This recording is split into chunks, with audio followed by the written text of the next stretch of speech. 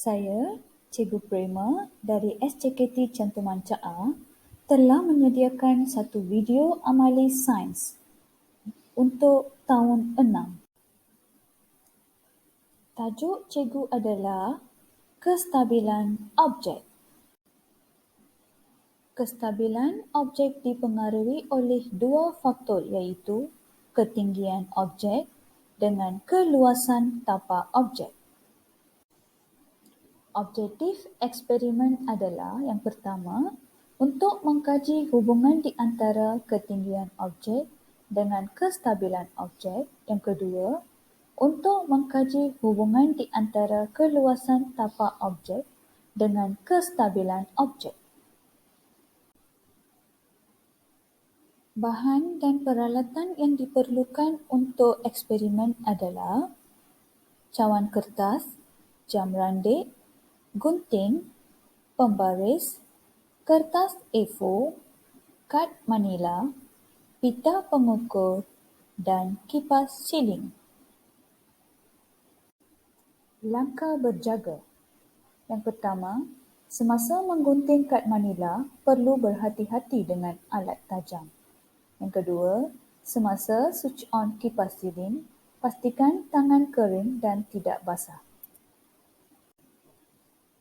Kemahiran saintifik. Di sini terdapat dua jenis kemahiran saintifik iaitu kemahiran proses sains dan kemahiran manipulatif. Untuk eksperimen ini, kemahiran proses sains yang cikgu telah gunakan adalah memerhati, mengukur dan menggunakan nombor, meramal, berkomunikasi, menggunakan perhubungan ruang dan masa, mentafsir maklumat, mengawal pemboleh ubah, membuat hipotesis dan mengeksperimen.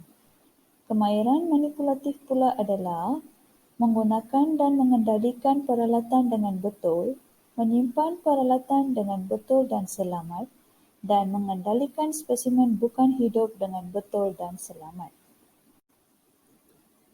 Ujian amali 1. Mengkaji kestabilan objek dengan mengambil kira faktor ketinggian.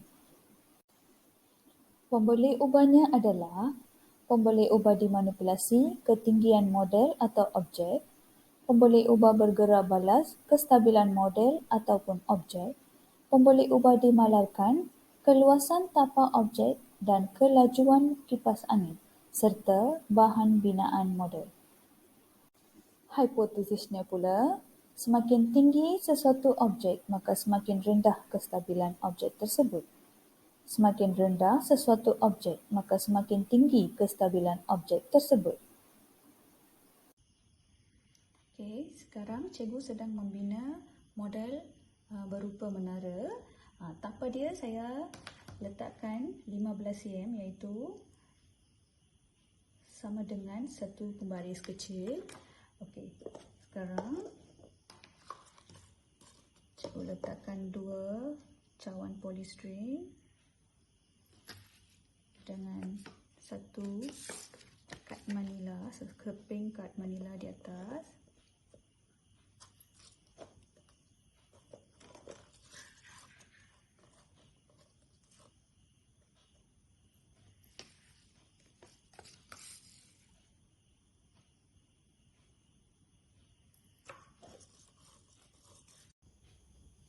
Okey, sekarang cikgu akan menunjukkan tapak bagi setiap menara. Okey, semuanya adalah 15 cm iaitu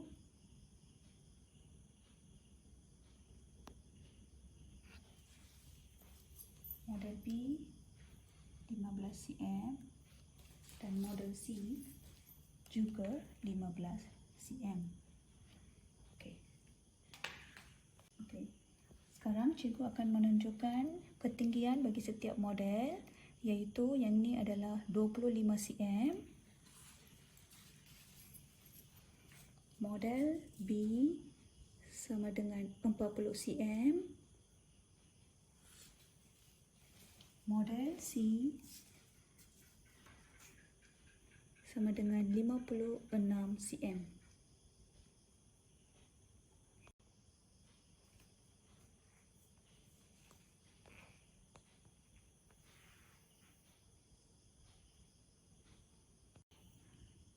Okey, sekarang cikgu telah membina 3 model untuk mengkaji kestabilan objek dengan faktor ketinggian.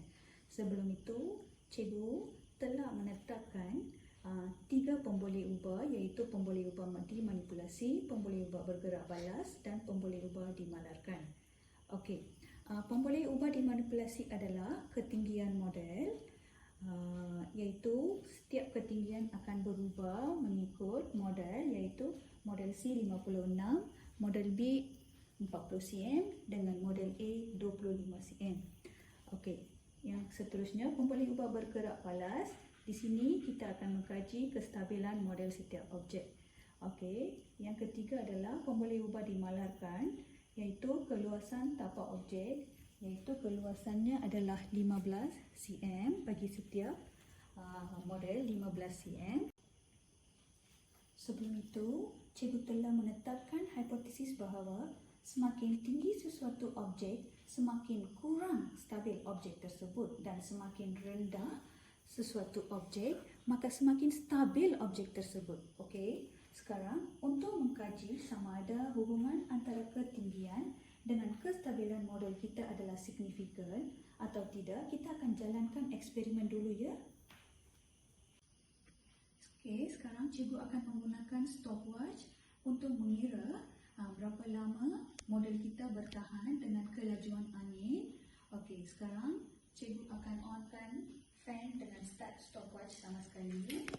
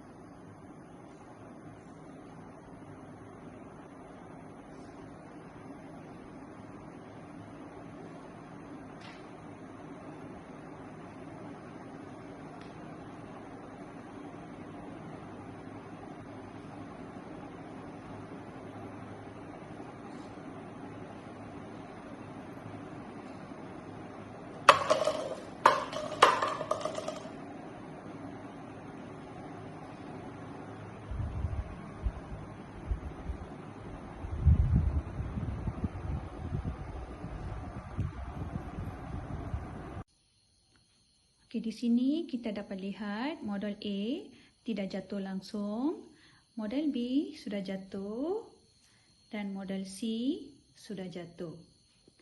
Okey, ini adalah masa yang diambil oleh setiap model untuk jatuh dan bertahan. Okey, model A bertahan iaitu tidak jatuh, model B sudah jatuh iaitu mengambil masa 1 minit 1 saat. Okey, model C pula jatuh dalam 25 saat.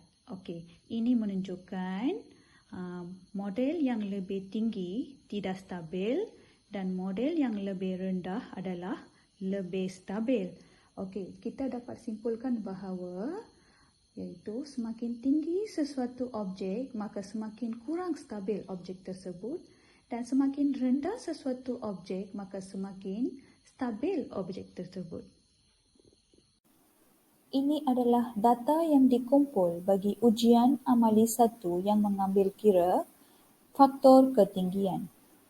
Lebih tinggi sesuatu model, maka kurang stabil model tersebut. Lebih rendah ketinggiannya, maka lebih stabil model tersebut. Sekarang, ujian amali 2 yang mengambil kira kestabilan objek dengan faktor keluasan tapak.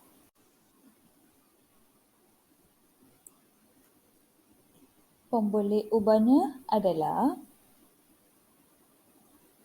pemboleh ubah dimanipulasi keluasan tapak model atau objek. Pemboleh ubah bergerak balas adalah kestabilan model. Pemboleh ubah dimalarkan adalah ketinggian objek dan kelajuan angin serta bahan binaan model. Hipotesis, semakin kurang keluasan tapak objek, maka semakin rendah kestabilan objek tersebut. Semakin tinggi keluasan tapak objek, maka semakin tinggi kestabilan objek tersebut. Okey, ini adalah eksperimen kedua pula. Kita akan mengkaji keluasan tapak yang akan mempengaruhi kestabilan sesuatu objek. Okey, di sini cikgu telah menyediakan 3 model, iaitu model A, model B dan juga model C. Okey, di sini cikgu telah menetapkan 3 pemboleh ubah, iaitu pemboleh ubah dimanipulasikan, iaitu pemboleh ubah yang dimanipulasi adalah keluasan tapak.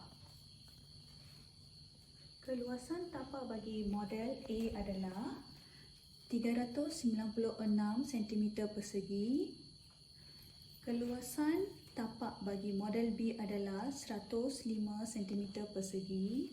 Dan keluasan tapak bagi model C adalah 98 cm persegi.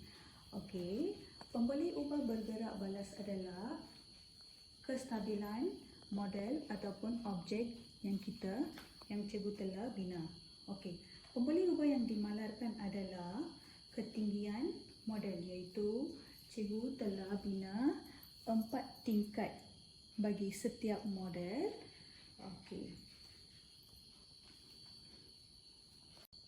Okey, sekarang cikgu telah membina 3 model untuk mengkaji kestabilan objek dengan faktor keluasan tapak. Okey, sebelum itu cikgu telah menetapkan hipotesis bahawa semakin luas tapak sesuatu objek, maka semakin tinggi kestabilan objek tersebut, dan semakin rendah sesuatu, iaitu semakin kurang keluasan tapak bagi sesuatu objek, maka semakin kurang stabil objek tersebut. Okey, sekarang untuk mengkaji sama ada hubungan antara keluasan tapak dengan kestabilan objek adalah signifikan atau tidak, kita akan menjalankan eksperimen yang kedua kita. Sekarang cikgu akan onkan fan. Kita akan lihat objek yang stabil dengan objek yang tidak stabil.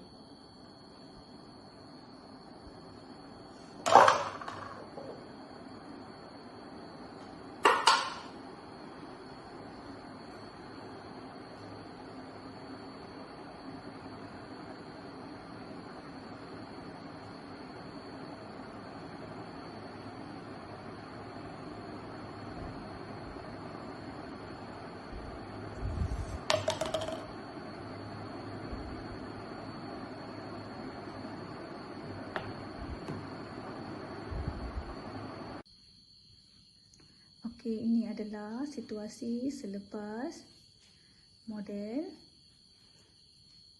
terkena angin ya. Okey, model A masih lagi dalam 4 tingkat, iaitu tidak jatuh. Okey, model B 1 cawan saja jatuh Okey, model C tertinggal 2 tingkat saja, yang 2 tingkat lagi sudah jatuh. Okey, ini adalah masa yang diambil bagi setiap model untuk jatuh, dan model A menunjukkan model A tidak jatuh, ini menunjukkan model A adalah stabil, dan model B pula jatuh dalam 43 saat, dan model C pula adalah jatuh dalam 20 saat.